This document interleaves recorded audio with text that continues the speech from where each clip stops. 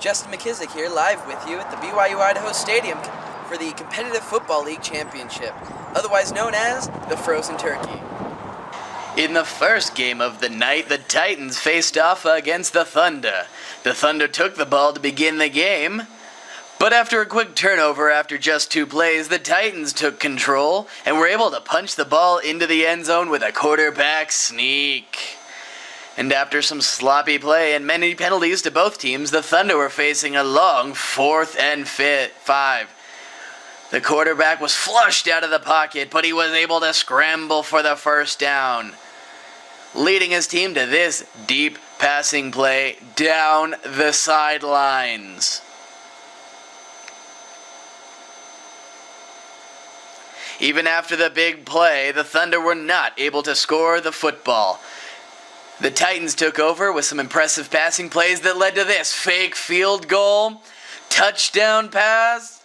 Yes! Heading deep into the game, the Thunder were looking to try to extend their lead, but this costly interception led to a pick 6 for the Thunder.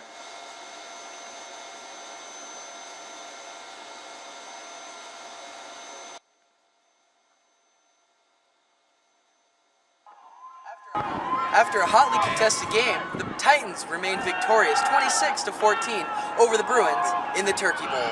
We now turn our attention to the championship game between the Hawks and the Vikings. We spoke with webcaster Sam Lloyd about what he expected from this game. I think a lot of what's going to happen on the game is just going to be probably who's going to have the better offense. I think both teams are going to come out swinging probably, obviously, in the championship game. So it's really probably not going to come down to who can stop the other team as much on defense, but really just who can put more points on the board. I'm not so familiar with the Vikings. As initial, a lot of teams just have a lot of just jump out names that get you. The Vikings are really well-rounded, I feel like, and so there's not a whole lot of names that jump out to me there. I know that as far as the running backs of the Hawks, that should be a powerful hitter there. Again, just individual names, it's hard to pick out a bunch of guys, but I would say definitely look forward to seeing their running back system, whether they use a tandem one, so they probably might not just stick to one guy. And then obviously just how they're getting the ball downfield, so obviously just the quarterback-receiver connection there. Oh, the tough question. The Vikings it sounds like they're undefeated, so I look forward to them definitely doing a good job, but I wouldn't be surprised if the Hawks pull something crazy, definitely make a defensive stance, but obviously still relying on that strong offense. But I think I'm going to go with my old team, the Vikings. The Hawks began the game much like Sam expected, establishing the run with several big rushes by their tandem of backs. But the first quarter still ended in a 0-0 tie, with both teams being able to shut down the other offensively. The second began much the same, with both defenses having their way. After the Hawks had scored a touchdown and a field goal, the Vikings began by answering back with 2 big pass plays, ending the half 9-6.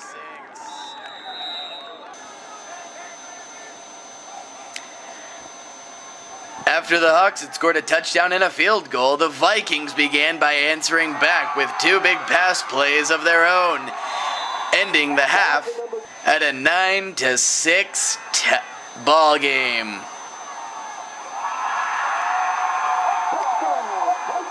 At halftime, we were able to enjoy the BYU Idaho Dens team.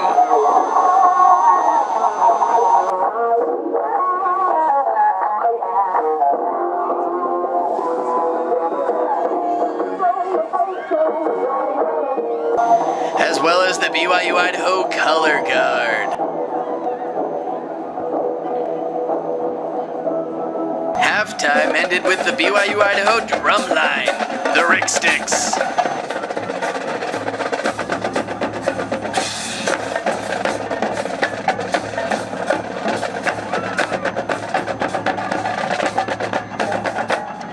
Early in the second half, the Vikings were able to tie it up with a 37-yard field goal.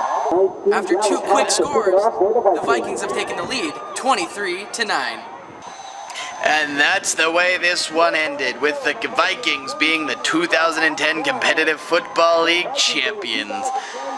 I spoke with Commissioner Will Fairbanks after the game. He commented on how proud he was of all the players, on how they came together and bonded as a league. He looks forward to the future and how this league can continue to grow. On this popsicle of a Thursday night here in Rexburg, Idaho, two teams left with warm feelings in their hearts. The Titans and the Vikings. Signing off is Justin McKissick for the JSN.